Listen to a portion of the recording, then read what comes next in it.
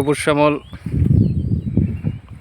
বিলে আমরা এখন একটু ঘুরতে আসছি। দেখেন পরিবেশটা খুবই মনোমুগ্ধকর। এখানে আমরা ভিতরে যাব, দেখি আপনাদের ফুটের বাগান দেখাবো বিলের ভিতরে।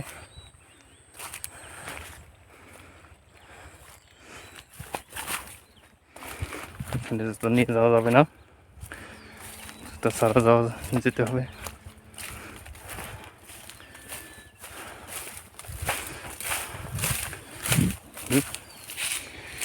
জঙ্গলের ভিতর দেখে আমরা যাচ্ছি সেই ফুটের বাগানের দিকে। এখানে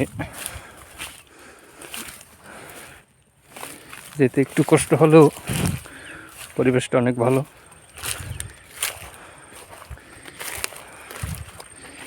সাঁকর পার হয়ে যাচ্ছি।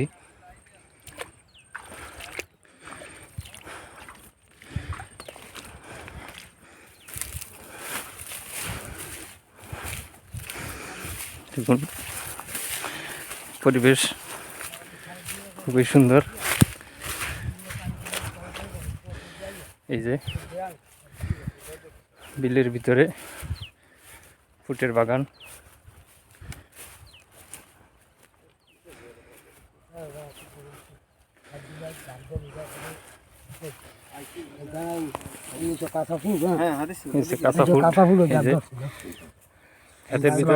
সম্মানিত ভিউয়ার্স, আমরা এখন আছি নাজিরপুর উপজেলা পিরোজপুর জেলার দেউলবাড়ি ইউনিয়নের কি জানো দেউলবাড়ি গ্রামই তো না? দেউলবাড়ি গ্রামে। এখানে আমাদের রহমান চাচা, উনি ফুড চাষ করে স্বাবলম্বী।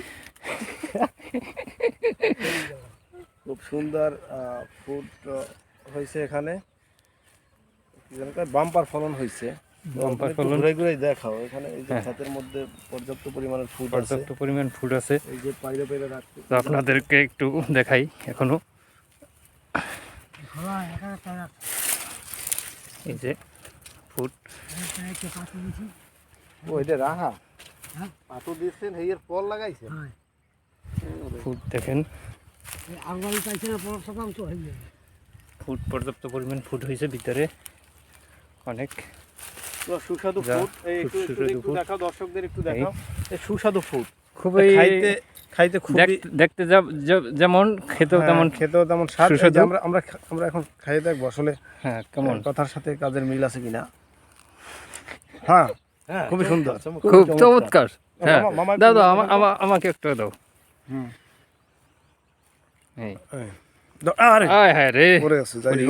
এখানে পর্যাপ্ত পরিমাণে আছে, ওটা আমরা ঠকাবো না। ঠিক আছে, আমি একটা খাই, খেয়ে দেখি। মাশাআল্লাহ, অনেক সুস্বাদু, খুব সুন্দর। আমরা গিয়েছিলাম কালকে, তার ফুডের দাওয়াত দিয়েছিল, তার বাসায় গিয়ে খেয়ে আসলাম এবং সেই সুস্বাদু ফুড খেয়ে তার কাছে আমন্ত্রণ নিলাম যে যা তার ফুড খেতে আমরা আগামীকালকে আসবো। আর সেই ধারাবাহিকতা আজকে আমরা তিনজন চলে আসছি এখানে ক্ষেতের মধ্যেই তিনি আমাদেরকে খেতে দিলেন ফুড, খুবই সুস্বাদু ফুড। এটা খাওয়ার চাইতে আরও বেশি আনন্দ। এখানে আমরা সরাসরি ক্ষেতের ফুড আমরা আমি ছোলা সহ খেয়ে ফেলছি। এটাই খুব আনন্দ। কাছে জানতে চাইবে এখানে চোর টোর কোনো কিছু আনা যায় কিনা।